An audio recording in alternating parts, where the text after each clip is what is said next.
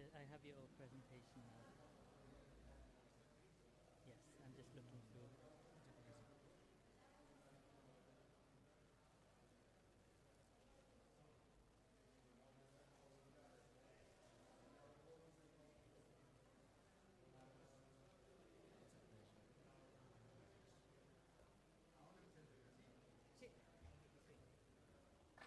Okay, it seems like they should be starting soon. I can hear some noises, and some coughing, and I'll let you know as soon as it starts.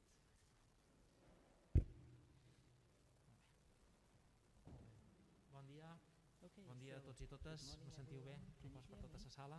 Can you hear me in the room? Beníssim, Thank you. molt bé. Great, Gràcies thank you so per much. venir.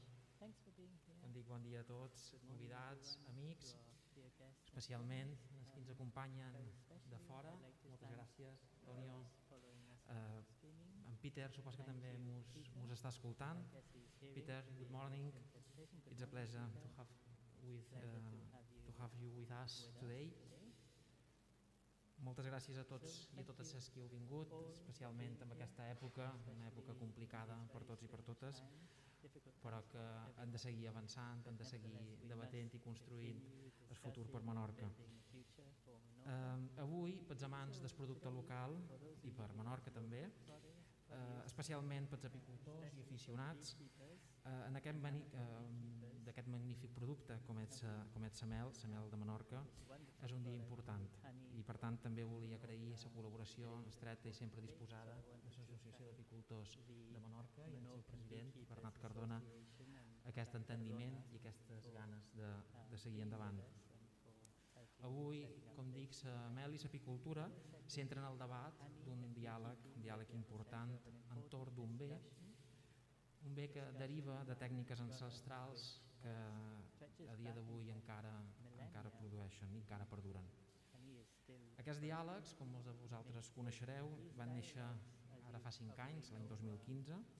S'han celebrat anualment una edició cada any amb un tema diferent. S'ha debatut sobre la carn, sobre el peix, sobre la reposteria, sobre el producte local a una reserva de biosfera, sobre el vi, i avui li toca a la mel de Menorca. Una jornada de reflexió i de compartiment de coneixements, perquè nosaltres creiem que seria de nosaltres si no fóssim la suma d'experiències i coneixement de tots. Vull reiterar l'agraïment a l'Associació d'Apicultors de Menorca perquè aquests anys hem estat capaços d'assolir diferents reptes importants, tant sigui amb convenis de col·laboració per promoció i per divulgació, l'impuls d'un projecte pilot per jo engrescador i espectacular com és el de Melisfera, l'incorporació de la tecnologia i la innovació dins les casetes de les abees per conèixer el seu estat, la seva salut, la seva temperatura, les seves èpoques de criança, tot això per oferir un millor servei i més coneixement a vosaltres, als apicultors, que sou els que ens oferiu aquest magnífic producte. Ara estem treballant també de valent amb el departament, en el qual també vull agrair tota la feina i tot l'esforç, per trobar un espai públic en aquesta associació d'apicultors perquè romangui més viva que mai, tingui un espai de compartir entre tots els apicultors i apicultores i puguin treballar conjuntament amb l'administració, i també la incorporació, com no pot ser d'altra manera, de la mel de Menorca a totes les activitats i publicacions de promoció que feim des de Made in Menorca. Possiblement, com també sabreu, un dels reptes més grossos que tenim per endavant és la nominació, ara ja la regió gastronòmica europea del 2022, de la qual Menorca ha estat galardonada i tindrà l'honor i el plaer de treballar per al 2022. És una distinció, és un compromís, és un repte, és un projecte que ho hem de treballar entre tots.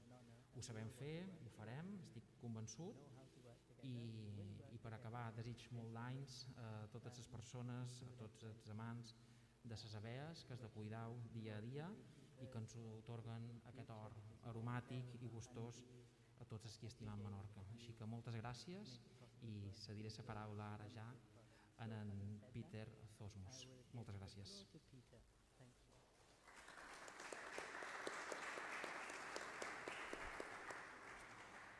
En Peter Zosmus és el vicepresident d'Epimòndia i membre de la regió europea de gastronomia d'Eslovènia, igual que Menorca. És el capdavanter en el món de l'apicultura del seu país i en aquest moment li cediré la paraula. No sé si el veurem, si el sentirem, però amb un segonet. Peter, the floor is yours. Bé, moltíssimes gràcies a tothom. Me sentiu? Vull comprovar si podeu veure en pantalla la meva presentació.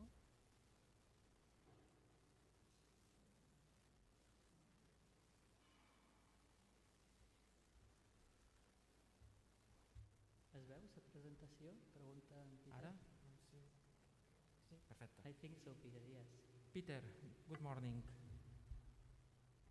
Molt bé, de nou, moltes gràcies per haver-me convidat i per donar-me l'oportunitat de presentar-vos la situació de l'apicultura a Eslovènia. En primer lloc, voldria explicar uns conceptes bàsics d'Eslovènia. Eslovènia és un país molt petit i estem al cor d'Europa. Fem frontera amb Àustria, Hongria i Croàcia, i Eslovènia és un país que està ubicat entre els Alps, la Mediterrània i la planura del Panòvia, i connecta també amb la mar, les muntanyes, boscos, llacs, camps i vinyes. Pel que fa a l'apicultura, aquí a Eslovènia tenim uns 11.000 apicultors, uns 12.000 apiaris i més de 200.000 colònies de vers. Cada apicultor de mitjà té uns 15 ruscos i la producció mitjana és d'uns 15 quilos de mel per colònia. La producció total de mel al país és d'unes 2.000 tones de mel. Un 15% d'aquesta mel és de consum local i estem molt contents que els apicultors venen de forma directa un 80% de la mel que produeixen i només venen un 20% a altres intermediaris que venen productes de la mel. També estem molt orgullosos perquè a Eslovènia tenim una espècie autòctona, Apis mellifera carnica, i està prohibit fer servir qualsevol altra espècie que no sigui Apis mellifera carnica. També tenim una llarga història d'apicultura a Eslovènia. També ens sentim molt orgullosos d'haver desenvolupat al llarg dels anys un turisme envoltat de la mel. Hi ha molta gent que ve a Eslovènia per descobrir la nostra tradició apícola.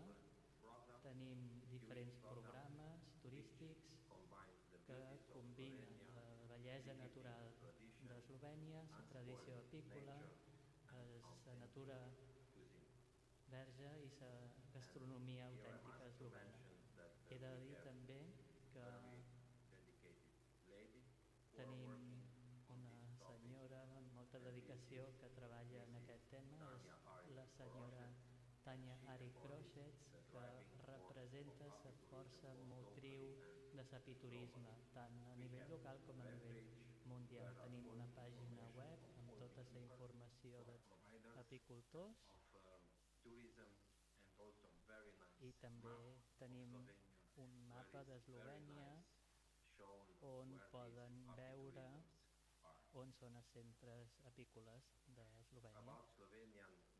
Pel que fa a l'Associació Eslovena d'Apicultors, SBA, és una organització molt antiga que es va crear fa més de 140 anys i que congrega a 212 associacions locals d'apicultors, més de 212 en concret.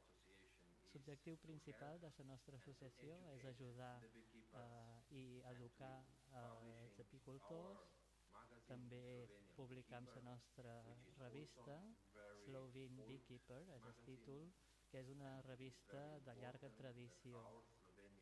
També és molt important saber que l'Associació Eslovènia d'Apicultors té estatus d'organisme consultiu i també és una associació amb certificat per a criar bells. El nostre centre de l'Associació Eslovena d'Apicultors és un centre molt polit, és on hi ha la seu de l'Associació Eslovena d'Apicultors. També és el lloc on se publica la nostra revista, Slovenia Beekeeper. És també seu del servei assessor i en aquest edifici també hi tenim un laboratori, una biblioteca i una botiga on es poden comprar tant materials d'apicultura com a productes apícoles. Quan venen els apicultors a la nostra associació i a el nostre edifici se'ls pot donar assessorament sobre diferents temes. També poden portar mostres a laboratoris, poden agafar prestats llibres de la biblioteca i poden comprar productes a la nostra botiga. Venem diferents tipus de materials necessaris per l'apicultura. Ara els explicaré unes coses sobre la nostra revista, Slovene Beekeeper. És una revista de publicació mensual i en aquesta revista cobrim diferents temes relacionats amb l'apicultura, tals com la preservació de l'apis mellifera càrnica a Eslovènia, també informació sobre malalties de les abelles, tecnologia apícola, economia de l'apicultura i màrqueting, i si els apicultors necessiten informació, si cerquen informació sobre diferents temes relacionats amb l'apicultura, doncs es poden fer membres de la nostra associació i quan són membres de l'associació cada mes reben aquesta revista. Aquesta revista és molt important i tenim moltíssims apicultors que són membres de la nostra associació. Quasi un 80% dels apicultors d'Eslovènia són membres de l'Associació Eslovena d'Apicultura. També és important saber que tenim un servei de formació que es va crear l'any 2004. Està format per 8 especialistes que treballen en diferents camps. També tenim 20 assessors que treballen sobre el terreny amb els apicultors i que ens ajuden si tenen qualsevol problema. Aquest servei opera gràcies a un programa de 5 anys aprovat pel Ministeri i és el Ministeri qui cobreix els costos relacionats amb aquest servei. Algunes de les tasques concretes de l'Associació Apícola Eslovena són donar assessorament, educació i formació a apicultors. També fem tasques d'educació i formació per nens i infants i també tenim moltes campanyes i molts projectes educatius i de promoció.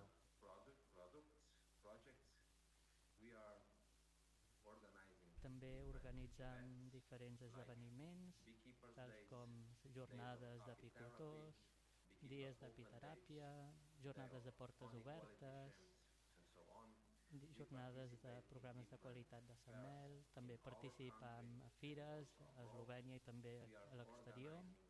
Organitzem tota una sèrie de conferències i simposis. També publicam material educatiu i promocional, pel·lícules, i també tenim una sèrie de pàgines web per a apicultors, per a reproductors d'abelles, també pàgines web per a l'apiturisme i pel públic en general. Aquí veuen un exemple d'un esdeveniment És, és una jornada de portes obertes dels apicultors urbans i l'associació, i vam demanar a les associacions locals d'apicultors que cerquessin apicultors que estiguessin disposats a obrir les seves portes. Ens van donar la informació, fent tota la tasca de promoció, de divulgació pública, per convidar els habitants que vagin a visitar els seus apicultors locals, i allà se'ls informa sobre les activitats que fan els apicultors, també quins productes es produeixen, i sovint també poden comprar productes directament dels apicultors. És un esdeveniment molt útil i ajuda també a que els apicultors puguin vendre més mel localment. També organitzem cates de mel cada any a diferents nivells. En primer lloc fem cates regionals, també cates nacionals, i elegim la millor mel dins de diferents categories, i aquestes cates de mel són molt importants també per ajudar a incrementar la qualitat de la mel, perquè si els apicultors no reben la medalla d'or, encara que no rebin la medalla d'or, sí que reben informació sobre com introduir millores perquè l'any vinent la seva mel tingui una millor qualificació, i això ens motiva a dedicar més energies a la producció de la mel i d'envasar la mel de manera més atractiva. També fem un projecte de berenars amb la mel. És un projecte que duim cada tercer divendres de novembre des del 2000, i demanem als apicultors que duguin 2 pots de mel a les escoles primàries que tinguin més de vora, i que donin aquests 2 pots de mel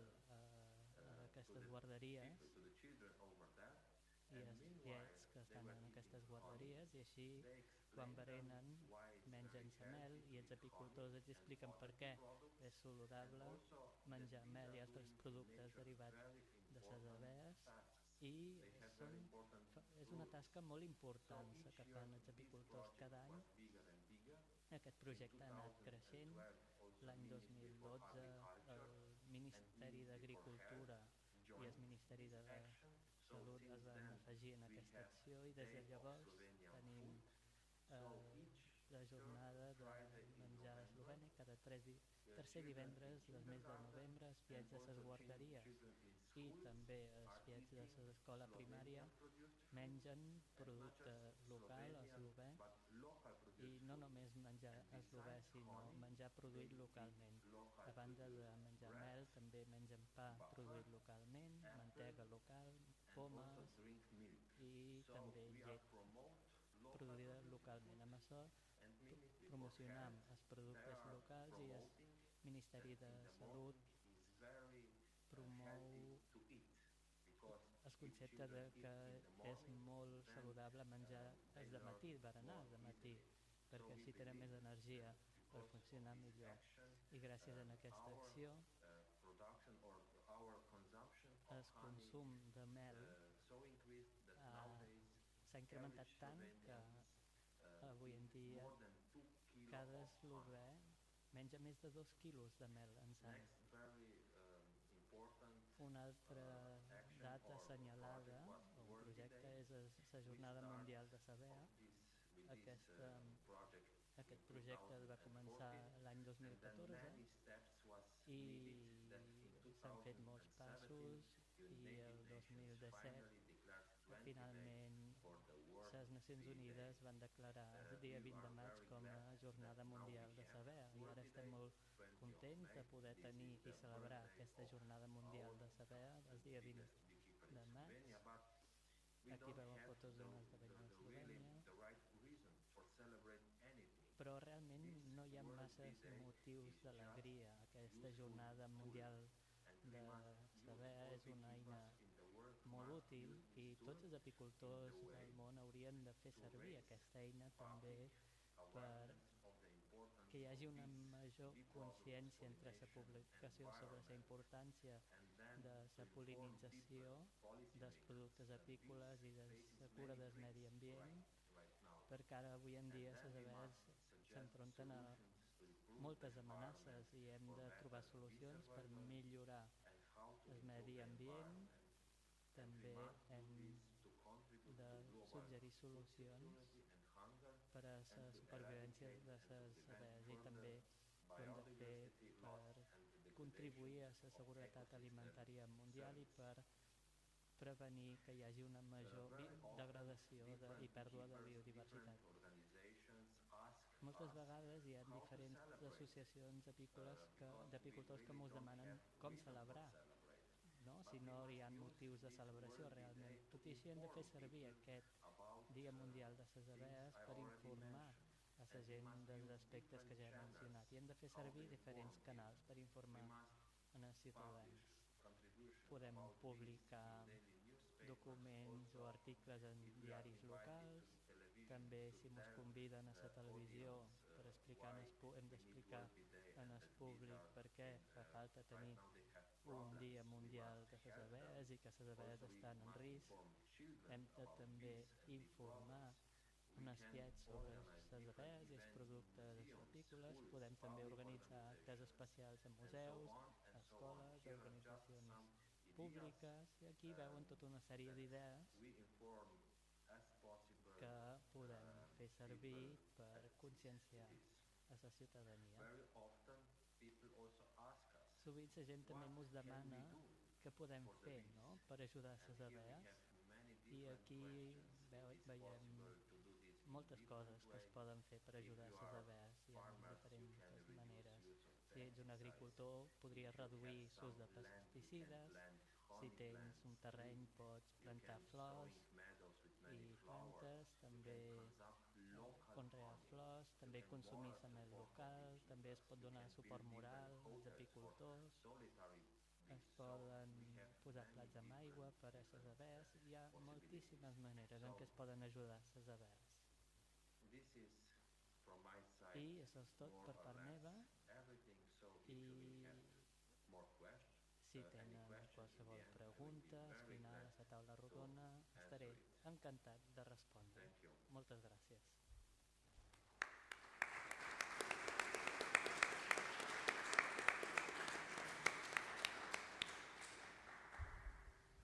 Thank you, Peter, for your explain. Hi ha alguna Thanks so much, Peter. pregunta que li vulgueu plantejar en Peter? He's asking if there are any questions for Peter in the room. Nosaltres sí que li demanaríem que poguessin tenir accés a aquesta magnífica presentació. Ens encarregarien des del Consell Insular també de traduir-la i poder-la fer, si ell ho veu bé, evidentment, posar a disposició als apicultors de Menorca. Sí, David.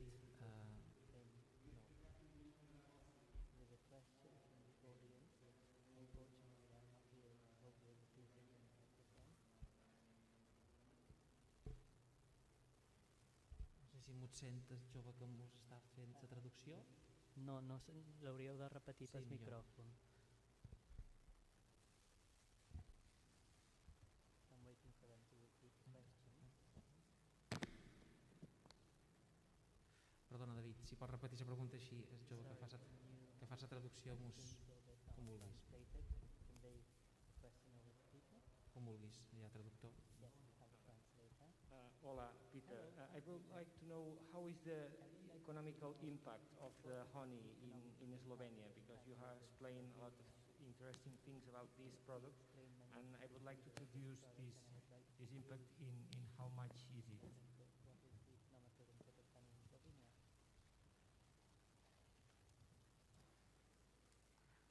Gràcies. Espero que se me senti. Bueno, fa uns anys vam fer uns càlculs de quin era el valor total de les abejas i els productes apícoles, i vam calcular que en global els productes apícoles tenen un valor de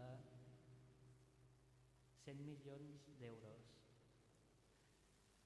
I vam demanar al Ministeri que ens donés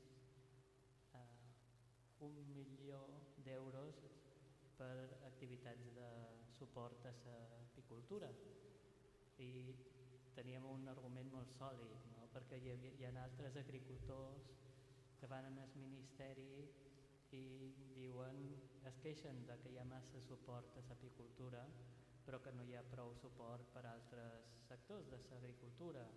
Però nosaltres el que dèiem és que les abees, la naturalesa, juguen un paper molt important a través de la pol·linització i que aquesta pol·linització també beneficia el medi ambient, beneficia els agricultors i els seus productes i que per tant és important que el Ministeri doni suport als apicultors, a les abees i també perquè l'apicultura té un impacte enorme en el medi ambient i no només a Eslovènia, sigui on sigui, on hi hagi abees en el món hi ha contribució al medi ambient. Gràcies.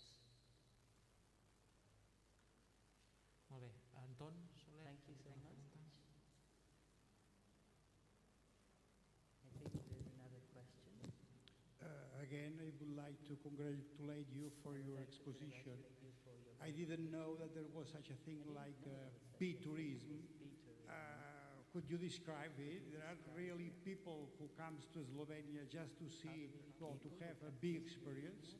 No, que li dic que no havia sentit mai que hi hagués un turisme d'abelles, no? I que a Eslovènia hi hagi gent que vagin a veure abelles, m'ha semblat una cosa molt interessant, no? Com aquí a Menorca, que vindran la gent que som, com es diu, som destí estarlat, vindran a veure estrelles. Però hem d'anar a Eslovènia a veure abelles. Molt bé. Yes, please go ahead. Bé, doncs, durant el Dia Mundial de les Abees, els apicultors eslovens reben molta atenció de gent que ve de fora. Hi ha molta gent que vol venir a Eslovènia per veure també com ens organitzam, com fem apicultura i per això vam crear també una acadèmia d'apicultura que se va crear fa 2 anys. Ja hem organitzat alguns esdeveniments, però aquesta acadèmia encara no opera al 100% i de cara al futur, en els anys vinents, ens agradaria poder oferir diferents programes que també interessessin a públics de més enllà d'Europa. Programes que ens facilitin donar informació a apicultors que volen aprendre més sobre les tècniques d'apicultura d'Eslovènia. Gràcies. Molt bé. Thank you, Peter. Thank you so much, Peter. Algú més per part dels apicultors de Menorca? Qualcú s'anima a fer alguna pregunta? Potser més tècnica també, també pot ser. Technical questions too, if you have any. No? No? Una pas en el següent convidat. In that case, Bueno, we doncs will així proceed seria to the- tot. Peter, thank you for all. Peter, once again, thank you very much for your Molt bé, presentation. moltes gràcies. Passaríem ara doncs, la paraula al senyor Antonio Gómez Pajuelo. Antonio, benvingut. Antonio Gómez és una eminència nacional en apicultura, molts de vosaltres el coneixereu, i dona assistència tècnica a productors i empreses, així com formació i divulgació, entre d'altres moltes activitats. I els seus estudis i treballs estan plasmats en més de 160 publicacions. Tens la paraula, Antonio. Moltes gràcies. Bon dia a tothom i moltes gràcies. Good morning. Jo crec que és suficient. Se sent bé per allí darrere? Sí? Perfecte. Bé, doncs moltes gràcies per haver-me convidat a passar aquest dia amb vosaltres. Per mi és un goig tornar a Menorca. Ja fa molts anys que vinc i sempre és rejuvenecedor el trobar-me en aquesta illa tan meravellosa. Moltes gràcies per convidar-me. Bueno, he de parlar del tema de la mel de Menorca. I, bueno, a veure què és el que som capaços de dir de la mel de Menorca. En primer lloc, hem de tenir molt clar que la mel acompanya la humanitat des de fa més de 8.000 anys. N'hi ha més de 200 pintures rupestres en l'arc de Llevant que expressen la relació de la humanitat amb les abelles i, evidentment, amb la mel, perquè és el que anaven a traure, mel i cera, que són dos elements importantíssims en la nostra cultura. Tenim una de les pintures més freqüents, freqüentment utilitzada, és la de la cova de l'aranya, que és la dona de l'esquerra, la dona, perquè els homes eren caçadors i les dones i els adolescents recol·lectors. En aquesta mateixa pintura n'hi ha un adolescent que puja amb la dona, no? Els homes anaven amb els amigatxos a caçar un bitxo i no tornaven en una setmana a casa, i qui carregava el dia a dia era la dona. I la recol·lecció i la caça tenen exactament la mateixa importància en la dieta de la humanitat d'aquella època. És un 50-50. Bé, doncs entonces la més freqüent és la de la dona de la cova de l'aranya, que està replegant d'un forat els panals, les bresques, no? Però també n'hi ha altres moltes. També tenim la mateixa figura de recol·lecció en el centre, en l'Hoguera, en Teruel, en un refugi, i en el Castelló, en el barranc Fondo, i en altres zones, però en el barranc Fondo també hi ha aquesta pintura que és molt representativa, que es veu a dalt el forat de les abelles volant, i una mena d'escala, gent que puja i un crio a la meitat d'altura que se llança perquè l'han pessigat els bitxos, no? I fuig. I a baix estan les dones esperant a veure què és el que han arreplegat els adolescents, que són els que trepen amb més facilitat. Bueno, en Menorca no tenim pintures d'aquest tipus, però sí que n'hi ha dades històriques, no?, de que la mel de Menorca és una mel molt apreciada. En concret, este és un llibre d'Eva Cran, que és una gran autora anglesa d'apicultura, té un fum de llibres, un fum d'ells publicats en l'Associació d'Apicultors d'Anglaterra, és famosíssima Eva Cran, i un dels seus llibres, que és una preciositat, el llibre de la mel, us lo recomano, es pot comprar per internet, no? I està traduït al castellà i és perfectament explicador de lo que és la mel. Té aquesta il·lustració, que és un anunci, y al peu de l'anunci diu: Richard Hoy, en su almacén de miel de la calle Piccadilly número 175, vende únicamente la miel más pura y escogida. Fina mel de Menorca. En aquesta època els anglesos estaven en Menorca i la mel de Menorca es venia amb denominació d'origen a Londres, al carrer Piccadilly, i s'apreciava com a tal. En fi, que tenim un producte, la mel de Menorca, que és molt apreciat. Per què és la mel apreciada? La mel és apreciada per moltes coses. Primer, perquè està boníssima, evidentment. És una primera apreciació clara, no? La mel. Luego, també gustativament, el nostre cervell ens premia cada vegada que prenem algo dolç, perquè el nostre cervell s'alimenta bàsicament de sucres, i entonces quan menges sucres el nostre cervell te diu: molt bé, ho has fet molt bé, més, dona'm més, no? Ara hem de tenir cuidado perquè els sucres estan a l'abast d'una manera molt més fàcil i tenim una certa tendència entonces a consumir-los i a l'obesitat, cosa que abans en cultures anteriors, en civilitzacions anteriors, no existia tan clara aquesta disposició de sucres, no? Després, la mel és estable, és un aliment que no es fa malbé. No està tan bona la de 2 anys com la recient treta. La recient treta és molt més agradable perquè té els aromes de les flors, aquests aromes es van minvant amb el pas del temps, no? I una mel de 2 anys ha perdut una part dels seus aromes, i una mel de 4 anys bàsicament és aigua en sucre. Però des del punt de vista nutritiu no ha canviat, segueix sent un aliment estable.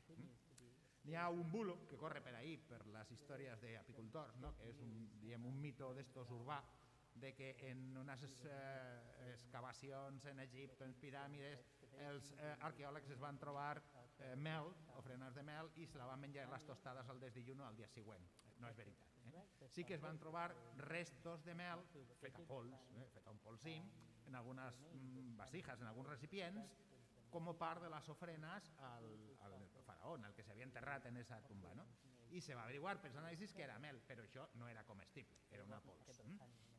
Però sí que és veritat que és un producte molt estable en el temps. La mel sí que té una data de consum preferent, d'un parell d'anys aproximadament, però consum preferent vol dir que després ja no està tan bona, però no que no es pugui menjar, no ha caducat, simplement és consum preferent. Luego la mel és un gran desinfectant. Ja els Hipòcrates, els metges grecs que van fundar en els anys 400 abans de l'època actual, o sigui, fa 2.500 anys, no, aproximadament, que van fundar el concepte de medicina i les escoles de medicina, ja la utilitzaven per desinfectar ferides, no? I com a desinfectant. La mel és un desinfectant perquè té 3 components que ajuden a aquest efecte. Un és que té un baix contingut en aigua, la mel té un 10% d'aigua aproximadament, entonces la pobra bactèria que caiga allà, la mel li xucla l'aigua i la deshidrata. No? Després tenim que és molt àcida, la mel té un pH d'entre 3,5, 4,5 habitualment, alguna vegada en alguna mel un pelet més, no? Entonces, esa acidesa fa que sigui un conservant, pues, igual que escabetxem nosaltres en els aliments per conservar-los més temps, la mel és un bon conservant. De fet, antigament s'utilitzava per conservar determinat tipus d'aliments, inclús a morts cèlebres. Alejandro Magno, quan va morir allà per la Índia, més o menys, lo van portar teòricament a Macedònia, sucat en mel, perquè no se les estropeara per el camí, perquè l'herència no se repartia fins que no l'enterraven al mort en el seu poble corresponent i veien que de veritat s'havia mort. Entonces els seus generals tenien molt d'interès en que arribara sencer fins a Macedònia, fins al nord de Grècia, des de la Índia, que era un viatge d'aquells temps una miqueta llarg. No? Lo que pasa es que luego un dels seus generals va chorizar el cadàver i se lo va portar a Alejandria, a Egipto, i se lo va quedar allà. Però bueno, no va arribar a Macedònia, però va fer el viatge sencer submergit en mel. Altres reis també han tingut aquest mateix tractament. Evidentment, la mel no estava a l'abast de tots en aquella època i menys en aquella quantitat. I, bueno, finalment, un altre element per lo que és desinfectant és perquè la mel té un contingut en glucosa alt, del 30-31%. A poc, aquesta glucosa es va transformar en àcid glucònic, que és el que li dona l'acidesa, la major part de l'acidesa a la mel, i en la reacció del pas de la glucosa a l'àcid glucònic es lliura aigua oxigenada, es lliura peròxid d'hidrogen. Entonces, quan te poses mel en una ferida, és com si te posaves aigua oxigenada, solo que no poses l'aigua oxigenada i se va, sinó que s'està produint contínuament aigua oxigenada. Això és més patent en algunes mels que en altres, i està el cèlebre cas de la mel de Manuka, que a més té altre component, el metilglioxal, que té altres propietats també antibacterianes molt importants, és a dir, que les mels no són totes iguals, n'hi ha una gamma d'elles. I luego, dietèticament, què és el que ens aporta la mel? Pues ens aporta bàsicament sucres, és el que hem comentat abans, no? Una descàrrega d'energia directa al cervell, 80% de sucres pràcticament, mel pues, té un 17, un 18%, en aquesta zona més un 17 que un 18, i un 2% d'altres substàncies que no, perquè estan en menor quantitat, són menys importants, entre elles els antioxidants. La mel és cèlebre per el seu alt contingut en antioxidants, flavonoides, la major part, i luego té algunes quantitats de vitamines, d'algunes vitamines, unes mels que altres, no? I algunes proteïnes, no moltes, algunes mels més que altres, i, des de luego, també minerals, també algunes mels més que altres. I la mel de Menorca? Bueno, la mel de Menorca és el resultat de la flora de Menorca, del paisatge de Menorca. Segons les plantes que tenen les abelles a l'abast, fan un tipus de mel o fan un altre tipus de mel. I en Menorca tenim un paisatge específic, un paisatge amb una planta emblemàtica que no existeix en altres zones, excepte en Cádiz, en la punta de Cádiz, que és Sant Clou, que és un edissari en llatí. I com sapiguem nosaltres que una mel té aquesta planta o no la té? Per el pol·len. Si agafem la mel, traiem el pol·len de la mel amb una centrífuga i lo mirem al microscopi, el pol·len té diferents tipus de formes, tamanys, etc. Ahí en l'escala que tenim aquí a la part de dalt tenim un pol·len de cipell, un pol·len de romaní, un pol·len de card i este és un pol·len de la família de l'enclova. Que estos, com n'hi ha moltes plantes semblants, este pol·len pot ser més allargat, més curt, pot ser rugós, pot ser llis, n'hi ha diferents, però és un pol·len d'aquesta família, la família de les fabàcies, que tenen aquesta composició general, aquesta forma general. Per tant, l'anàlisi pol·línic d'una mel ens dona el paisatge en el qual s'ha produït la mel i pots reproduir aquest paisatge. I una cosa molt important, que ja abans ha comentat Peter Colm, consumir mel local és el més ètic. Produir un edulcorant té un costo energètic. Si mirem aquesta taula de Van Engelsdorf, que és un investigador nord-americà d'una universitat dels Estats Units, produir un quilo de mel domèstica, de mel del territori, costa 1,3 megajúlios per quilo. Milions de julis per quilo, energèticament. Produir mel de Xina o d'un altre puesto i portar-la així per a menjar-la ja té un costo de 5,6 milions de julis, és a dir, pràcticament 4 vegades més que la mel local. Produir sucre, pues, pràcticament el doble que portar la mel de Xina.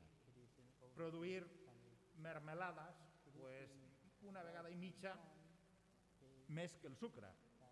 Produir xocolata, una barbaritat. Està boníssim, però una barbaritat.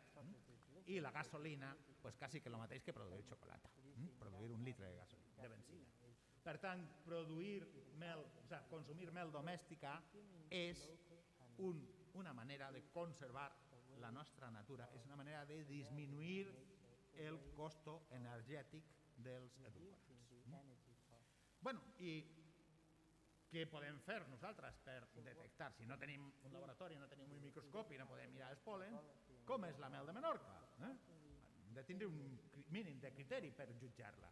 Bueno, per degustar una mel s'han de fer 5 passos, que són els que farem després. O sigui, aquesta és la teoria i després farem la pràctica. 5 passos. El primer pas és mirar-la, el color. És el que fem sempre davant d'un menjar. Primer, l'apreciació visual. El color ens indicarà una sèrie de qüestions. Després l'odorarem, que és també el que fem sempre. Quan ens posen un plat, primer mirem la composició, després odorem una mica, però tenim una via que és la nasal directa, els olors que ens entren per el nas. Després la degustarem. Al mateix temps que la fiquem en la boca, amb la llengua podem tactar-la. Podem veure si està cristal·litzada, si és més densa, si és menys densa. I finalment, abans de tragar-la, hem d'estar atentos a la evaporació dels aromes en la cavitat bucal, perquè la cavitat bucal comunica amb el nas. Entonces ens arribarà una informació nasal per la via posterior, retronasal, que complementarà la informació nasal directa, perquè la nasal directa és a temperatura ambient, 20 i tantos graus, que estem ara sí, i la de la boca està a 36 graus, que és la temperatura corporal. Per tant, hi haurà una evaporació major de substàncies aromàtiques. El conjunt d'aquests 5 passos ens donarà la informació que estem buscant per detectar què és una mel o d'on és. Per tant, què sapiguem de les mels de Menorca? Pues sapiguem que la majoria, no totes, són mels de pradera, són mels de pastos, de flors, de piso, que diuen alguns apicultors a la península, i són, per tant, d'un color àmbar clar. Estos colors, estos són los colors de la mel, es poden mesurar mitjançant un aparell, que és el colorímetre Fund, i entonces podem tenir mels molt clares, com les de la gamma de l'esquerra del tot, que seria una mel de romaní, o una mel d'albaida, o una mel de zulla pura, que no serà mai pura, perquè també al mateix temps que floreix la zulla, floreixen altres plantes. I si ens anem a l'altra punta de l'escala, tindrem les mels fosques de cipell o les mels fosques d'alzina, quan l'alzina s'emmela a l'estiu.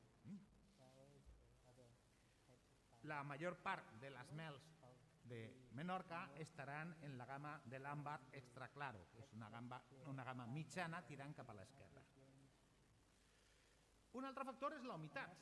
Quan agafem la mel veurem la viscositat que té. Les mels de Menorca són mels denses, són mels que tenen una caiguda que balla de dreta a esquerra quan cau de la cullera. Això indica que tenen una humitat al voltant del 17%. És una manera també de veure que la mel està madura i està en el seu punt de sal. En quant a l'olor nasal directe, el que està clar és que Nosaltres tenim una capacitat, cada animal té una capacitat i cada persona també té una capacitat. N'hi ha gent que té més capacitat olfactiva que altres. Hem d'utilitzar una mínima quantitat de mel, uns 100 grams aproximadament, perquè es desprenguen suficients quantitats d'aromes com per poder percibir-los bé, i trobarem una sèrie d'olors més o menys freqüents en segons quins tipus de mel. Les mels de Menorca, la majoria, tindran un component floral, que això ho tenen totes les mels, i luego components farináceos, com si amiláceos, també com si obrisses una bolsa de farina la primera vegada que te puja aquest olor. Este és un olor característic de les plantes de la família de les fabàcies. Algunes mels de Menorca en zones determinades poden tenir més cepell i entonces faran un olor de terra, de bolets, un olor així com a tardor, no? D'humus, i algunes poden tenir també altres tipus d'olor, per exemple els olors maltejats, torrats, quan tenen aportació dels melats d'alzina. Finalment, en tercer lloc tenim el tacte. El tacte ens permetirà, al col·locar la mel sobre la llengua i raspar-la amb el paladar, apreciar el nivell de cristal·lització. La cristal·lització pot ser en cristalls més grossos, en cristalls més fins, però la cristal·lització és un comportament físic habitual de les mels quan comença a baixar la temperatura. La cristal·lització es dona quan la temperatura arriba als 14-15 graus, 13 graus, que és la temperatura idònea d'inici de la cristal·lització, i luego a partir d'ahí ja es dispara, s'arranca i continua. I després tenim el gust. A la llengua tenim 4 tipus de papil·les gustatives: les de dolç, les de salat, les d'àcid i les d'amarg. Les de dolç estan en la punta de la llengua. Com se menja un caramel o un xic? En la punta de la llengua, sempre, perquè ahí està concentrant el gust dolç. Ara, a on està l'àcid? Tanqueu els ulls i penseu en mi. Suc de llima, suc de llima, suc de llima. A on dona? Als costats. Estem enganyant-nos, autoenganyant-nos. Us he hipnotitzat, més o menys. És a dir, que us he fet recordar la sensació del suc de llima. Entonces, l'àcid es notarà en els laterals. L'amarg només quan es traga. Quan mengem una mel amarga només ens donem compte quan ja ha passat. I el salat al mig de la llengua.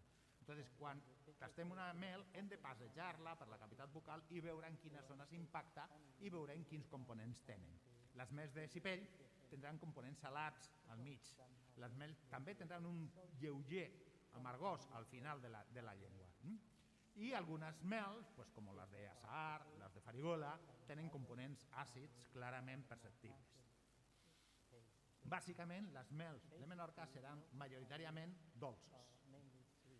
I en el retronasal, l'únic que passa és que es potenciaran els aromes nasals directes i apareixeran altres que en el nasal directe no hi eren en suficient quantitat i per tant no eren perceptibles, i ara a l'evaporar-se a 36 graus en la cavitat bucal seran perceptibles. Així que, ara que sapiguen això, passarem després a la pràctica. Bon profit i moltes gràcies per la seva atenció. I si n'hi ha alguna pregunta, doncs...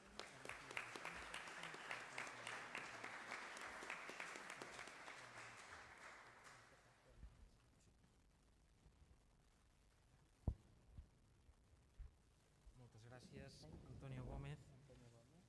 Una dissertació totalment didàctica, brillant, molt agraït. Ara me sentiu? Sí? Fantàstica aquesta presentació. També per qui no coneixem molt bé les propietats de la mel, crec que ha estat una exposició molt il·lustrativa i molt necessària. Abans de passar a la part pràctica de la jornada, evidentment voldria donar paraula al president de l'Associació d'Apicultors de Menorca, el senyor Bernat Cardona. Té la paraula també, per si vol comentar. Hola, bon dia a tothom. Jo, en primer lloc, en nom de l'associació, tinc que agrair aquesta organització d'aquestes xerrades, aquest tas de mel, perquè també és una manera que la mel de Menorca se promogui un poc més, que sempre sabem que totes aquestes coses bones són bones i els productes locals els hem de conservar i els hem d'anar augmentant. Crec que, de fet, sempre, per als qui viuen, són els millors. Nosaltres sempre dèiem que la mel de Menorca és la millora, però hi ha que dir que que els gust que té són palpables en moltes coses. En Toni ja ho ha dit, amb els temps dels inglesos ja se comercialitzava, després en Andreu, a 1888, a l'exposició universal de Barcelona, també li van donar medalla d'or per la mel, i ha estat una cosa que sempre ha tingut molt de tiro i és un gust molt agradable.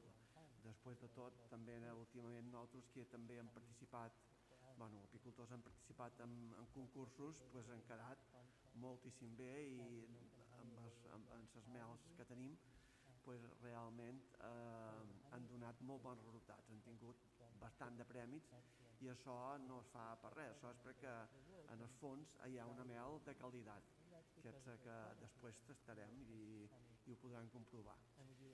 Bé, jo ja hi ha moltes coses més, ja no em produït perquè en realitat amb les conferències que hem fet nosaltres som una associació petita, però a la vegada sempre han tingut interès a donar a conèixer als apicultors tot han anat canviant les coses, que han passat de tenir una apicultura molt rudimentària, que el primer impulsor fort va ser en Francisco Andreu Femenias, que allà hi ha unes fotos seves, després hi ha una caseta petita que va fer en el taller seu de fusteria fa 100 i pico d'anys, i va ser l'impulsor i va ser el primer que va introduir casetes mòbils a Menorca. Vull dir que, tinguent en compte que Menorca és una illa petitona, que sembla que això, no quedam gens enrere amb moltes coses, i amb aquesta és el primer apiari que es va muntar, que també hi ha una foto que allà podran veure, el primer apiari que es va muntar del sistema aquest mobilístic, que vol dir que les cases que antes tenien eren de canyes i per treure una bresca ho havien de rompre amb un bresquer, amb una eina, perquè era impossible poder mirar dintre, perquè era un cilíndric de bresques una a l'altra, i de passar aquest a passar un que va fer les casetes aquestes mòbils, els quadres mòbils, a introduir-les, que després va tenir una milloria, perquè en tot moment després podies accedir i podies veure els interiors de les casetes, de les avets, la vida de les avets, molt més fàcil, i això va ser el primer introductor, que va ser a 1885, que se van importar les primeres casetes d'Anglaterra a Menorca. I després va seguir fent-se, també va publicar la primera revista, en 1888, que també no n'hi havia cap publicada a Espanya, i clar, tot això dona peu que va moure una indústria, en part sí, en aquell moments, una indústria prou important, i va fer conèixer els productes i la mel a moltes parts d'Espanya i també en l'estranger. També va tenir molt de contactes amb apicultors estrangers que quan tu ara en aquest moment hi penses, ells ja intercanviaven abelles reines amb un de per Suïssa, amb els inglesos, penses, i antes un barco per anar, o sigui, per fer tota l'estadieta, una vespa d'aquesta, una vea, era prou sèrio, però ell ho lograva, i per això és que va ser un gran apicultor i un gran impulsor de l'apicultura. I nosaltres que anem darrere, anem fent el que podem com a associació, però reconeix que han anat avançant molt, perquè en els anys sempre hi ha hagut unes activitats que sempre han fet per donar coneixements a l'apicultor i donar facilitats a qui vol tenir unes casetes de veus, donar-los un pot de formació i anar fent coses. Per això estem allà on estem. Nosaltres en aquests moments tenim uns 150 apicultors de Menorca, que ja és ben prou, també vull dir estar prou bé com a associació. I bé, i això és un poc damunt el que l'associació fa, en gros. Però tot és per poder tenir el producte o mantenir, perquè el producte el tenim. El que també podem dir que també avui en dia costa més es lograr que les casetes funcionin i que produeixen més, perquè tot el camp ha anat canviant, les sembrades que feien ja no es fan, hi ha molt de trossos que no s'enllauren, vull dir, tot això hi ha una modificació que comparat amb anys enrere notam que costa molt, ser anys bons que agafem molta mel, això costa molt, cada vegada sembla que costa més es poder lograr que se reculli mels important, en quantitat. Jo dic que això sembla que ja, no vol dir que l'hagi passat a la història, però que sí, que realment és una cosa que de cada any notam que costa més i que les abelles estan més, si vols, delicades, perquè sempre hi hem d'estar més damunt i sempre tenim qualque problemet i mira, i és el que ens toca passar ara. Però per això estem units i estem lluitant per mantenir-les, que ja sabem tots que fan molt bona feina a l'ambient i això és el que intentem des de l'associació mantenir. I jo dic una altra vegada més agrair al Consell haver organitzat això, perquè també és una manera més de conèixer el producte i saber-lo valorar així com toca. En principi, moltes gràcies per tot.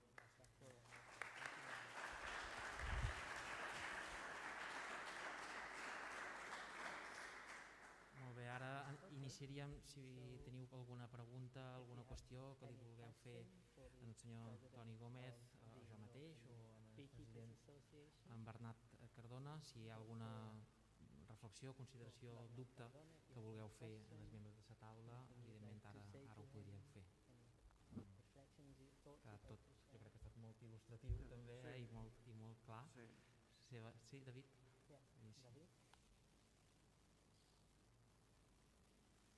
Jo li volia demanar al senyor Cardona, per tenir una mica més la foto de Menorca. Ha dit que són 150 apicultors, per tant, els que hi ha a Menorca, que fan mel, i quanta mel es produeix, quantes tones fan, com la venen, també, si la comercialitzen, si l'esgoten, per exemple, com el vi, que passa que s'esgota molt, o d'altres productes, per saber una mica quin potencial té la mel, en definitiva.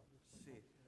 Bé, en principi, sí, som 150 apicultors, més o menys, n'hi ha 150 socis, diguem així, n'hi ha alguns que van començar l'apicultura i després ho van deixar i continuen sent socis, però bueno, d'apicultors en tenim un bon raig.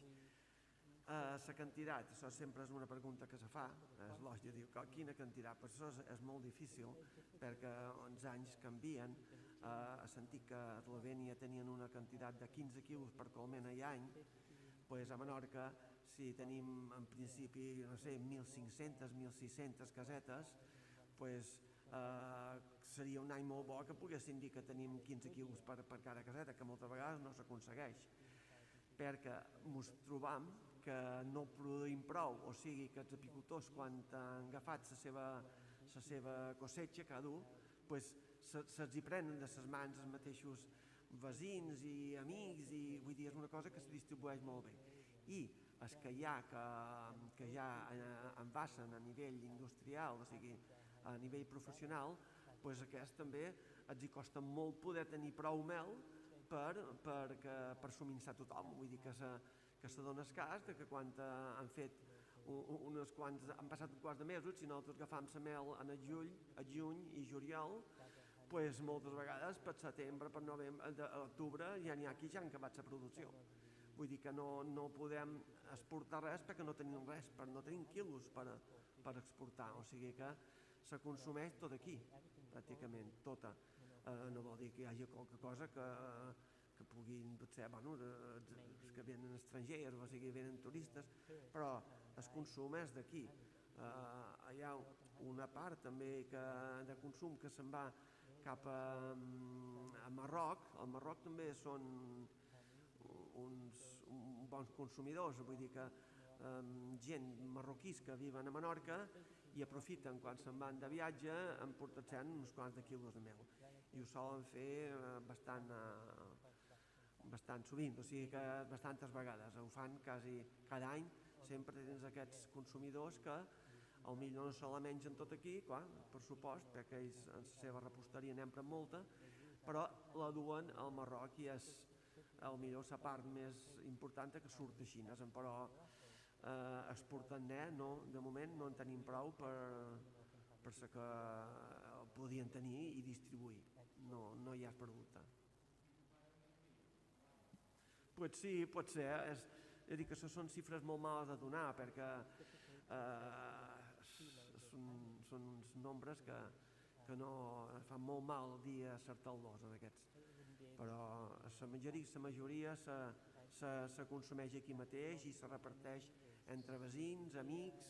Vull dir, hi ha que dir que nosaltres, per exemple, si tenim 150 socis, com han dit, millor d'ambassadors oficials amb registre i això, doncs en tenim 4 o 5, vull dir que no, que resta són gent que tenen 4 o 5 casetes, o en tenen 10, o en tenen, són molt aficionats, vull dir que no és una cosa que la majoria són per autoconsum i poca cosa més, vull dir que no, són explotacions petites, la majoria, petites.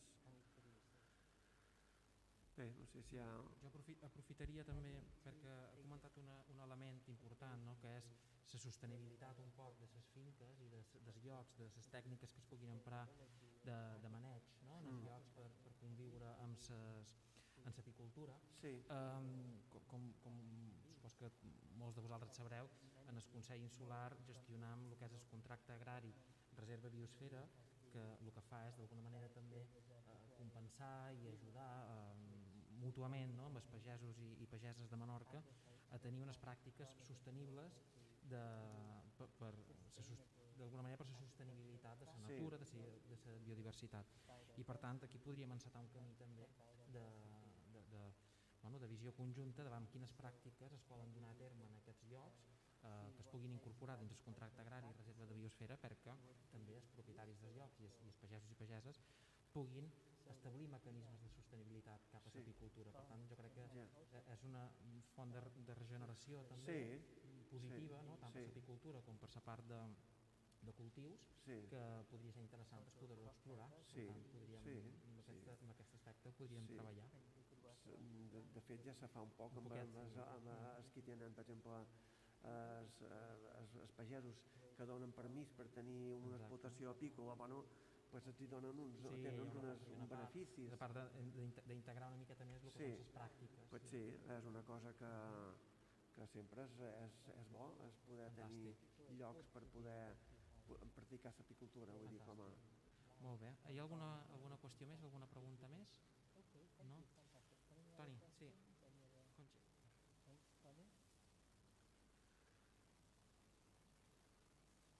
Gràcies. Me sentiu? Sí. Sí? Bé, és un poc el que deia abans en Bernat, el president. I en comparació amb la mel que da a Eslovènia, o sigui, difícilment a Menorca 15 quilos per caseta i any es pot aconseguir. Sí que evidentment hi ha casetes que en poden fer més, però les mitjanes van més cap a 10 o fins i tot més avall, un bon any. Amb la qual amb una única collita a l'any, que bàsicament la majoria de nosaltres només en fem una, és molt difícil arribar als 15 quilos per caseta i any. Per tant, la pregunta cap a Antonio va dirigida en el fet de que sabem que tenim un producte amb molta tradició històrica, sabem que tenim un producte organolèpticament xerrant excepcional, sabem que podem contar una història. De quina manera, sabem també que la demanda de la mel cada any, nosaltres mateixos, jo ja no entenc que la collita de juny, finals de setembre, principis d'octubre la vaig acabar. Cada any més o menys se'm passa el mateix, fins i tot alguns companys el mes d'agost ja no en tenen. La gent la valora de manera important. Quan anem al supermercat trobam mels a Menorca o mels a la península o fins i tot mels d'envasadors importants a l'estat que segurament són d'origen xinès a preus que evidentment no podem competir, està clar. Estar d'alta d'apicultor a Menorca implica una sèrie de despeses que hem de poder vendre millor la poca mel que feim. La pregunta és de quina manera apostaríem per intentar col·locar, per intentar vendre la mel de Menorca a un preu que ens pugui permetre, no vull dir milionaris perquè tampoc és subjectiu, però sí viure de l'apicultura, que és la nostra passió. La majoria de nosaltres hem de fer altres activitats a part de la pròpia apicultura per poder sobreviure, amb la qual i és una llàstima perquè tenim un producte excel·lent. Què ens està passant?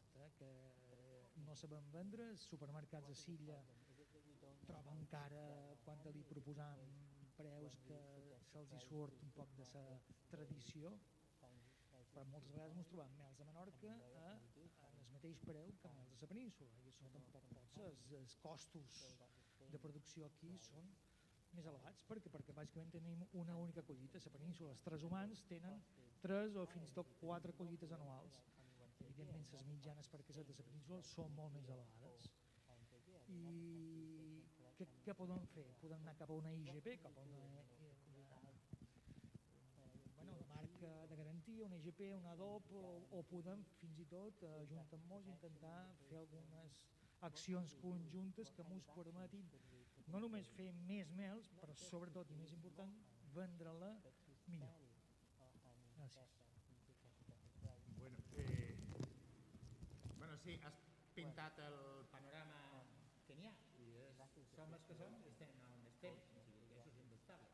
Indubtablement la insularitat té un cost suplementari i a més, actualment n'hi ha costos que s'estan afegint a les explotacions apícoles que no n'hi havia abans, com és la lluita contra la roba, com és el canvi climàtic, que està fent canviar floracions i que està fent cada vegada més necessaris tècniques d'alimentació de les abelles en èpoques crítiques, perquè n'hi ha finestres en les quals no n'hi ha aports ara de floració, que abans pràcticament la gota freda esta que acaba de caure ara en València, ara cauen 100 litres en una hora.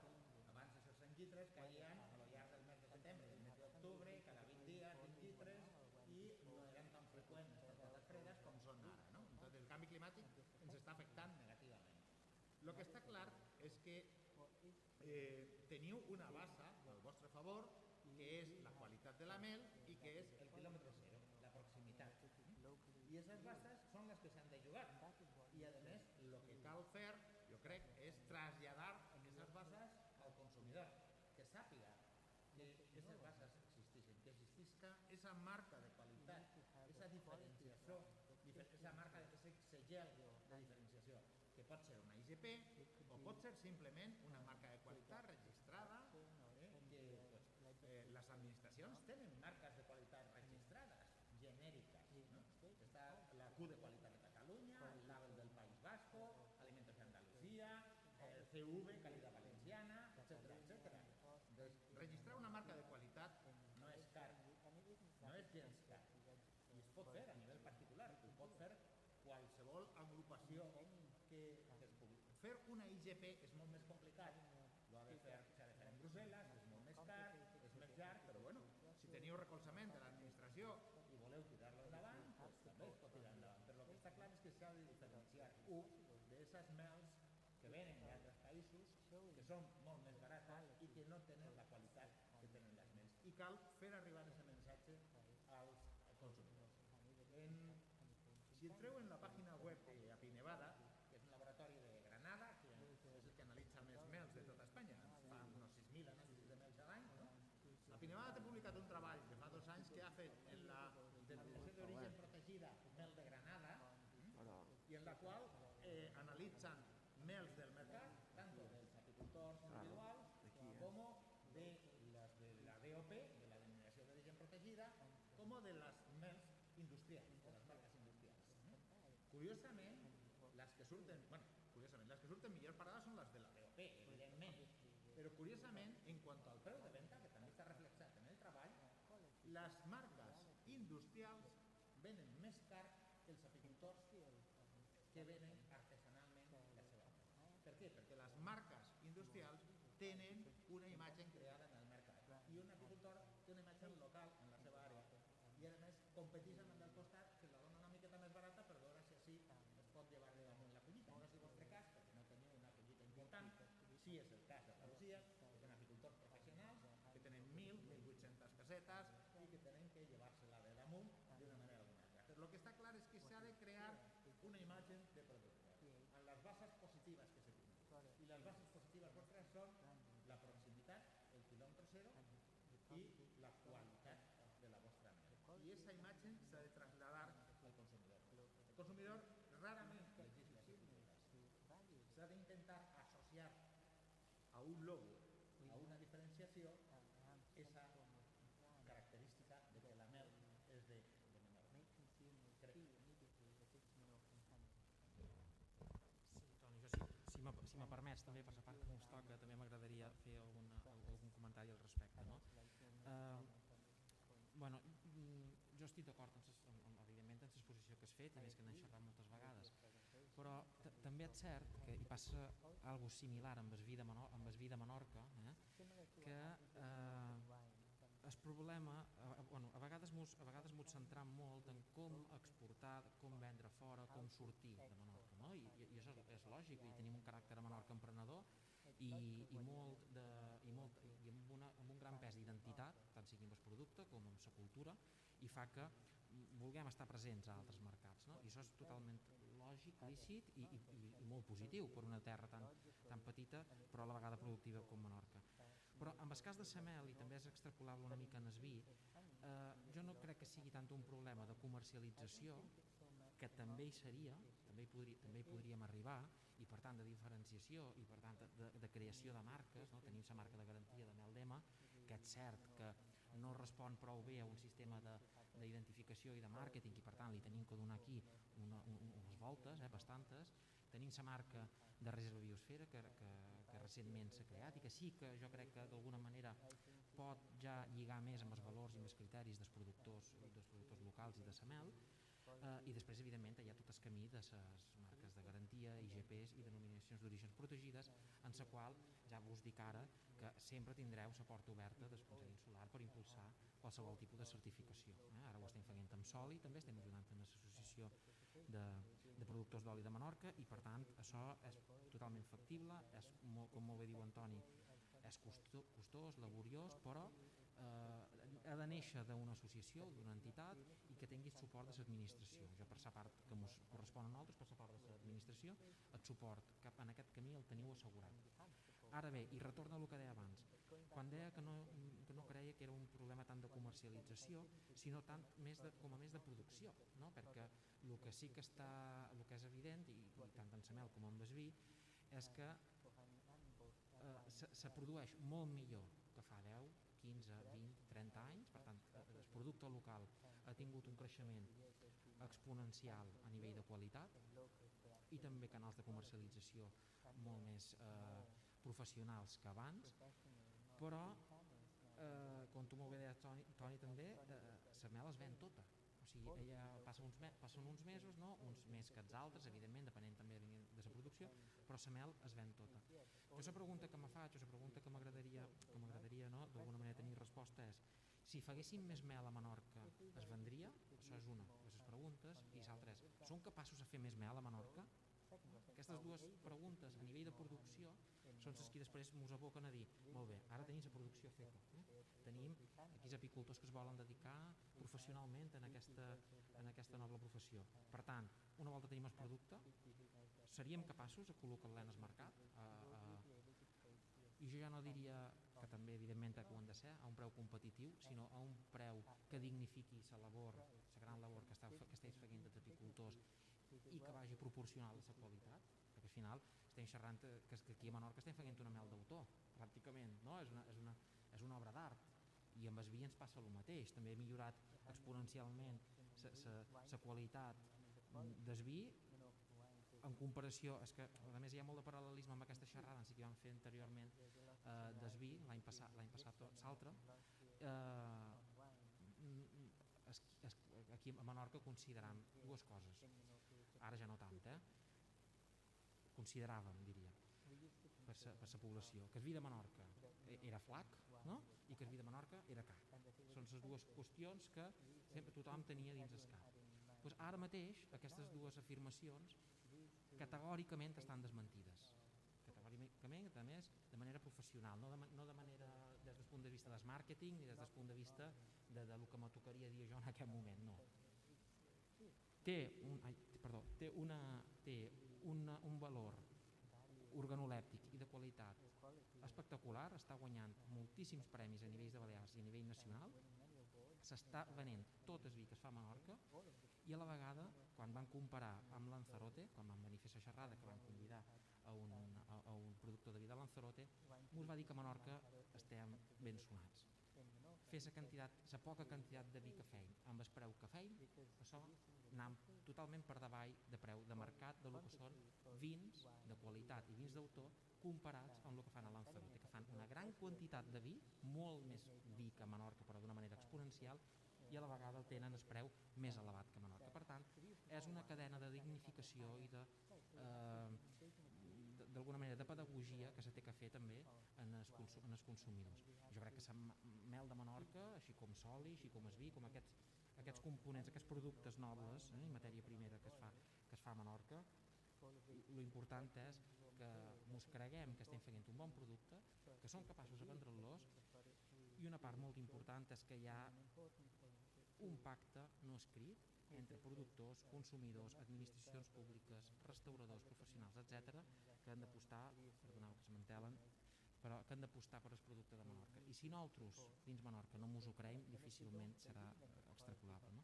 Però jo crec que tenim una bona oportunitat per fer-ho, i evidentment, i reiter, el nostre compromís i el nostre suport de l'administració a que en el sector apícola de Menorca pugui tenir un llarg recorregut i hi hagi un vot, si així ho vol l'associació i ho volen els apicultors, que passi d'una visió més tradicional i més casolana, no? Més particular, a un vot més professional, tant sigui en formació com en recursos, en qualificació, etc. Amb això, i mentre l'equip que tenim ara, que som ara en el Departament d'Economia i seguem, tindreu sempre el nostre suport i les portes obertes, evidentment. Gràcies. Un bon control de varroa i una alimentació adequada incrementen clarament les produccions.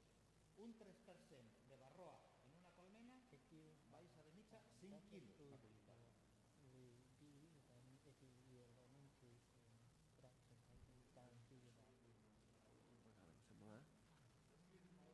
Sí.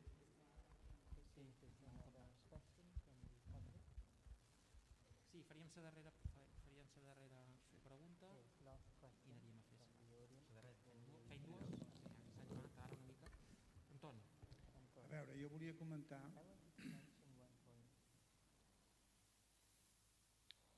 Vostè ha dit que la mel, no sé si el sabor o la qualitat de la mel ha canviat amb la transformació del camp.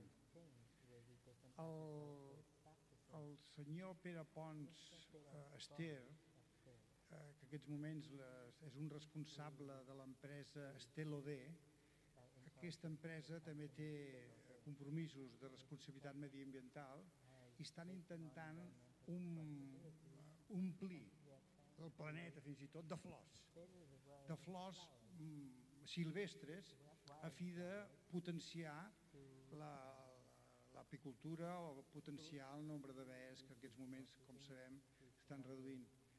Podria ser interessant que Menorca s'assumés amb aquesta campanya que s'està fent a nivell mundial a fi d'afavorir que hi hagi més flors silvestres, a fi de que les baies de Menorca facin un determinat tipus de mel? M'ho pregunto. No? Sí. Bé, jo no dic que canviés el sabor de la mel, no dic que costava més extreure quilos, o sigui, que tenim menys floració que antes, això sí, però no vol dir que canvi gaire el producte de la mel, vull dir, sabor.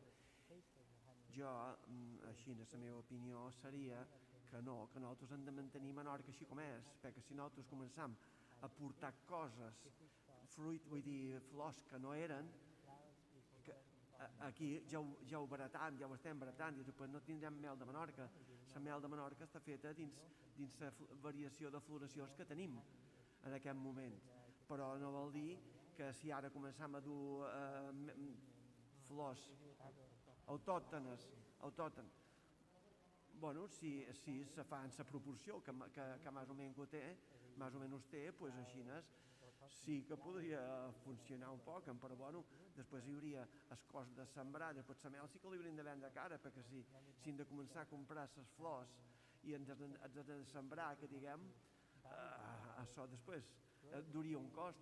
Nosaltres fins ara hem deixat que la naturalesa n'hagués floriguent com sempre ho ha fet. Ara el que notam és que hi ha, per exemple, puestos que se llauraven i no se llauren i arriben a ser unes tanques d'ostres i vull dir que no se cultiven. Això sí que se nota, però sempre han de mantenir l'entorn que té i que ha tingut sempre a Menorca. Vull dir, el trastucaró no ho faria mai, vull dir, una cosa que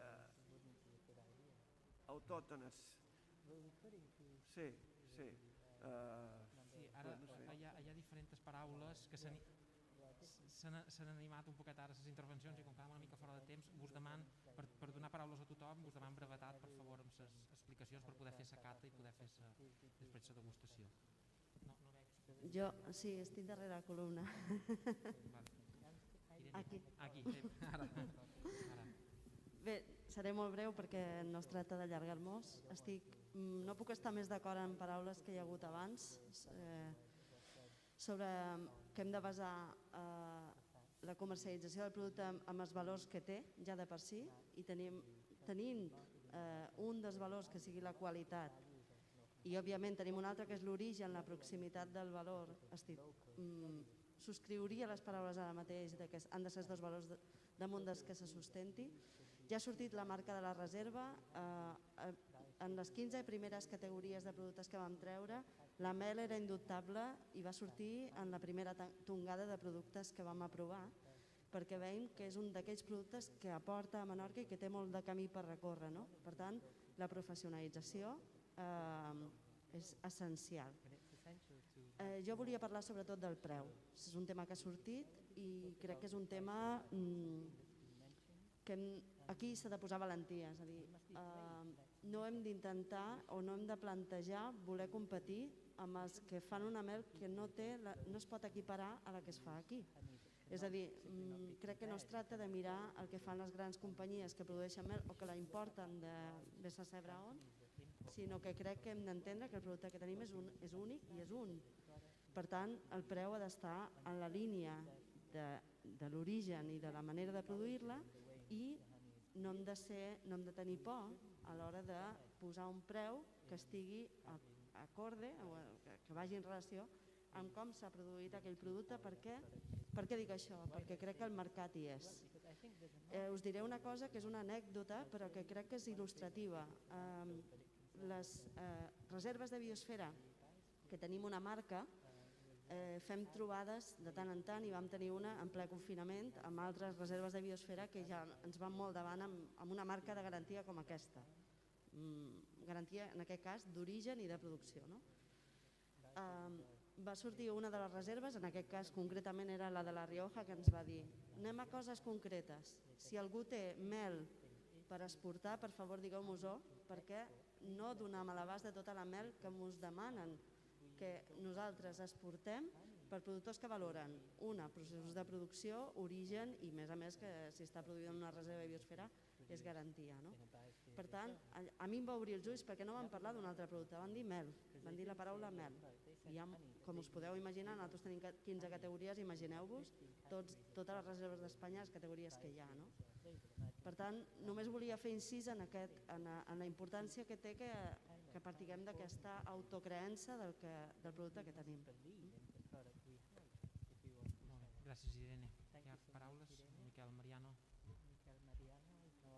Els presidents apicultors, si ell pensa que amb el canvi de pràctiques agràries el tema de l'enclova pot haver influït també que se'n pugui fer menys art de mel també, perquè d'enclova en sembra poc ara i abans se'n sembrava molt més. Jo recordo d'haver vist les tanques plenes d'enclova. Això és una cosa. I llavors faria una observació tal vegada a l'administració en quant a que la clau de tot, no tan sols en la mel, els productes menorquins en general, està una mica amb els que els mateixos menorquins us creguem d'haver. Els nostres productes tenen un valor afegit, cosa que a vegades tinc la sensació que no l'acabem de tenir. Per tant, amb aquest tema volia jo important que l'administració fagués una campanya de conscienciació per part de la població, perquè si no ens ho creiem nosaltres, difícilment els altres s'ho creuran. temes alimentaris en general i en tot el que fèiem aquí a Menorca. Bé, passo per respondre tu, no, Pep, si vols. El que és de la sembrada o el que deien de la enclova, sí que realment és una planta molt productiva i antes se'n feia més que no ara. Ara, moltes vegades només la veus per les carreteres, o sigui, són d'aquestes que sortinen espontànies. També pot influir, però jo me referia més a millor camps, llocs que estan més abandonats, que no estan, i neixen les flors que neixen, al final ja és el que hi ha, però que millor han perdut capacitat, o sigui, terreno, en aquest sentit, i per això és que m'ho costa més sempre es poder trobar floracions, vull dir, anys que realment les abelles en facin molta, això costa molt. Sí, contestant ràpidament també la reflexió que ha fet d'Anton sobre el cultiu de flors, i també el senyor Miquel Mariano comentar que això és una de les accions que jo comentava també dins del contracte agrari, reserva biosfera, de poder incrementar també les ajudes en aquells pagesos, en aquests gestors de finques, per tal que incrementin aquesta floració autòctona sempre, evidentment, sigui a través de Sant Colom o sigui a través de diferents plantacions, romania, etc., el que l'Associació d'Apicultors recomani perquè hi hagi un increment d'aquesta floració. Això per una banda. I després per l'altra banda, senyor Mariano, campanyes de conscienciació i campanyes de promoció.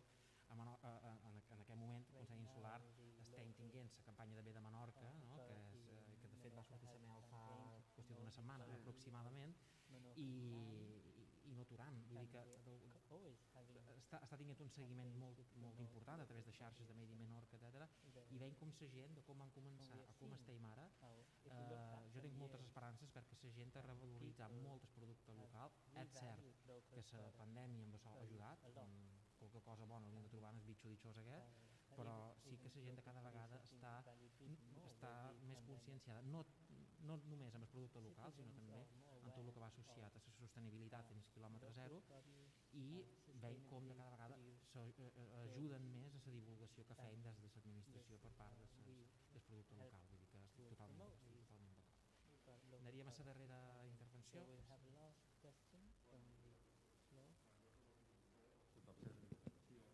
Es posi per favor el micro aquí. Ai, perdó. Perquè el sentim I us he estat escoltant. Jo us contestaré un poquet. Me sap greu, però és que així no l'entenem. Perdó. Sí, la primera cosa que ha dit, crec que és Antoni, sobre el que deia aquest senyor d'Eslovènia, crec que és, que tenia una mitja de 15 quilos per colmena. Això, evidentment, a Menorca hi ha anys que sí, però la majoria és que no. Llavors sembla que volem vendre la gallina antes de tenir-la, la gallina. Vull dir, volem vendre mel, volem vendre-la en el preu que sigui, a 1.000 euros el quilo, o el que sigui, quan no tenim mel. No tenim mel. Això és la realitat. I és igual que posem 1.000 colmenes que en posem 10.000, perquè ens oblidam d'una cosa, el més important, que és el clima. I si no, com ho digueu vosaltres, què és el que ha passat aquesta primavera? Us ha passat a tots. Vull dir, va començar una primavera florida 100% i de cop a volta van dir s'ha acabat. Diguem, a subsuelo no hi havia humitat, les plantes no s'agregaven nèctar i les colmenes van deixar de fer mel. Van començar omplint mig pis i n'hi va haver moltes que no van fer res més. N'hi va haver algunes, en va fer més, perquè havia partit més fresc. Què vull dir en tot això? Que el primer que hem de tenir en compte és on vivim, on som i el que hi ha. Vull dir, el cost d'una colmena aquí, el cost, és molt més elevat que en segons quines puestos. Això, Antoni, segur que us pot explicar molt més. Què passa? Insularitat, medicaments, alimentació a hivern, morts de colmenes. Vull dir, tots sabem que tenim, hi ha una estadística que diu que se moren un 15% de les colmenes. Això, tots els apicultors ho duen molt tapat, però la realitat és que l'any passat se van morir molt més d'un 15%. Es veu que sí, Bernat? Què vol dir això? Que convertir l'apicultura que tenim ara amb un negoci, en voler-hi viure de sota el sol, jo sincerament no ho crec. Que tenir-ho com una cosa de més a més, sí. Ara, mentre el clima tendesqui a ser més àrid, a ploure menys, a ploure a destiempo, i que la calentor apareixi molt antes del que toca, augmentar els quilos de mel és molt, molt difícil. Per què? Supos que us haureu donat compte que el mes de gener anàvem a nedar i que mos posàvem en màniga curta. Les jovenetes es posen en poca roba. Que sí? Això fa 20 anys no passava. Passava un any i després ells deien, ui, què ha passat enguany? Vull dir, el clima ha canviat i el clima a Menorca és molt grave perquè estem ratllant d'una superfície molt petita. I llavors hi ha l'altra cosa, que ratllàveu de les floracions o del que deia aquest senyor, de sembrar plantes que facin flor. Nosaltres de què vivim? De fer formatge.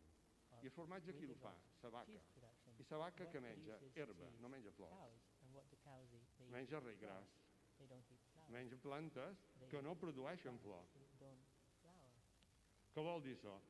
Que dins d'aquest rei gras apareix trossos petits d'enclova, trossos petits de carn. La mel millora nosaltres que feim és la mel de carn, que és la més clara, la que et sembla molt és la de romaní, però és d'un gust, una de son molt diferent i molt millora. Què passa?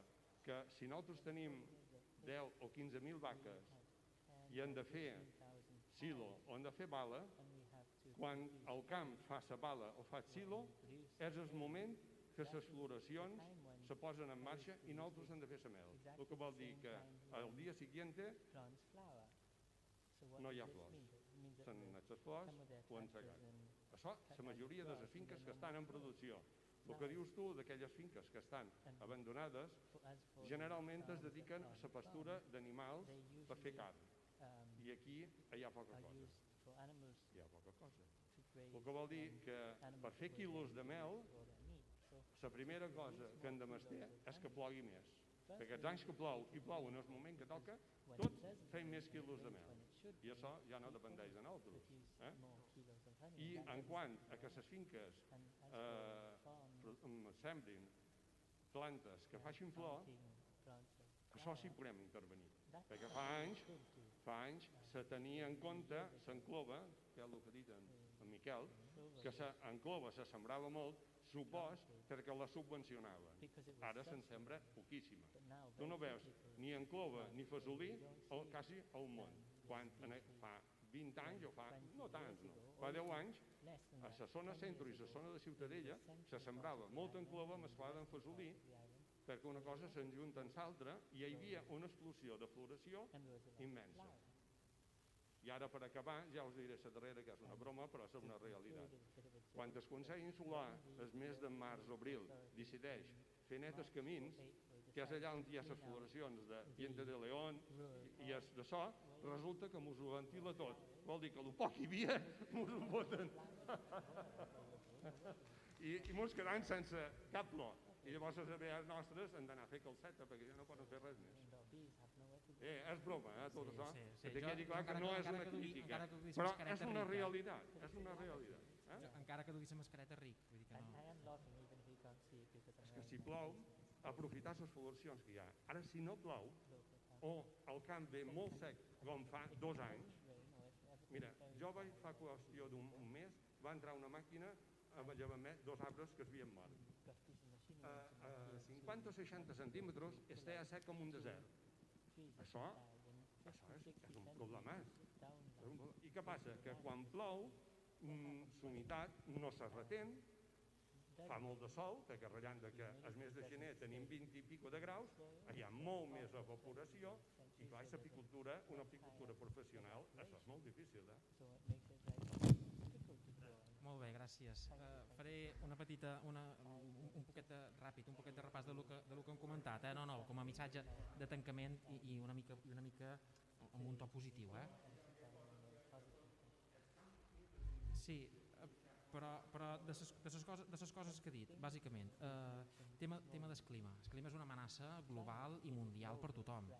Nosaltres què és que podem fer?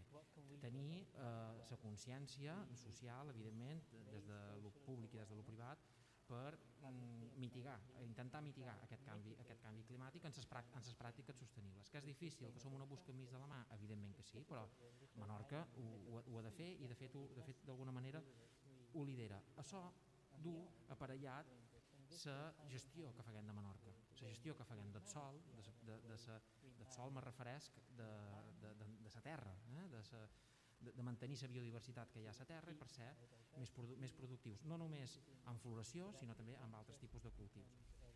L'afirmació que vostè ha fet, que ara per ara és real, que a Menorca pràcticament un 95% de la producció agrícola, 90-95, va derivada en el formatge, aquí això és una realitat actual però no té per què ser perpètua. Per tant, aquí el que hem d'intentar, o per el que estem lluitant i per el que estem fent feines, per equilibrar la balança del producte local. Que hi hagi més productors que apostin per una diversificació real del seu producte i que tinguin a la vegada més opcions econòmiques derivades d'aquesta diversificació i una pràctica molt més sostenible. Aquí tenim diferents exemples que després en podrem xerrar si voleu. Per tant, això és una qüestió que sí que està a les nostres mans. Jo no dic que a Menorca més faltaria, jo no ho diria mai que a Menorca no tinguessin que fer formatge, i tant que tenim que fer formatge, totes qui puguem, però no només han de fer formatge, han de fer moltes altres coses i per tant, a més de sembrar tanta xivada, tant de rei gras i tant de tant de sanfaus, amb algunes qüestions també han de sembrar més leguminoses, han de sembrar més horta, han de fer més vinya.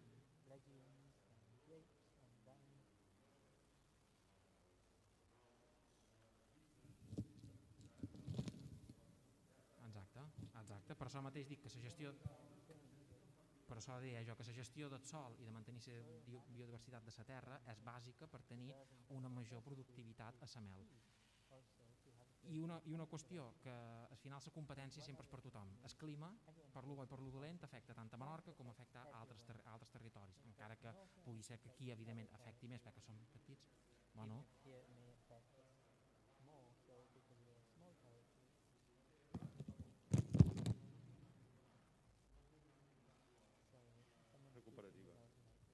això no podem estar d'acord gens. No, perquè vostè m'ho compara i vostè m'ho competeix un productor de mel amb un productor de vaca. Jo no estic dient això. Jo competeix un productor de mel de Menorca amb un productor de mel de Mallorca. No fa falta anar massa enfora. Per tant, la problemàtica de la producció de la mel a Menorca i a Mallorca no crec que hi hagi moltes variacions entre el que plou a Menorca i el que plou a Mallorca. Té un clima diferent perquè s'atura i és més sec, no és tan humit i no té tanta tramuntana. Podríem tenir un debat molt llarg aquí. El que me refereix... Sí, però això de moment això no ho aclarirem ni en subvencions, ni en xerrades, ni en col·loquis. De moment, i passaria pena si qualcú tingués el control d'això. Per tant, el que podem fer nosaltres ara mateix és conèixer, compartir, aprendre i treballar millor. I jo crec que ara ja toca anar a provar la mel, no? Perquè és hora que és. El que sí que vos demanaré és que vos aixequeu a poc, mantinguent les distàncies. Fins ara han complert els protocols de manera totalment exhaustiva i demà encara també ho seguem escrupulosos amb el trasllat cap a la zona de darrere i la part de seure cada un individualment i mantenir el protocol. I recordar que aquesta ponència també estarà penjada, s'ha donat en directe pel canal de YouTube de Made in Menorca i quedarà penjada en el canal de YouTube de Made in Menorca per qui la vulgui consultar. Sí, i ens podem despedir també d'en Peter. Peter, thank you for all. And better regards for you. Thank you very much. Thank you very much, Peter. Gràcies a tots i a totes. Bon dia.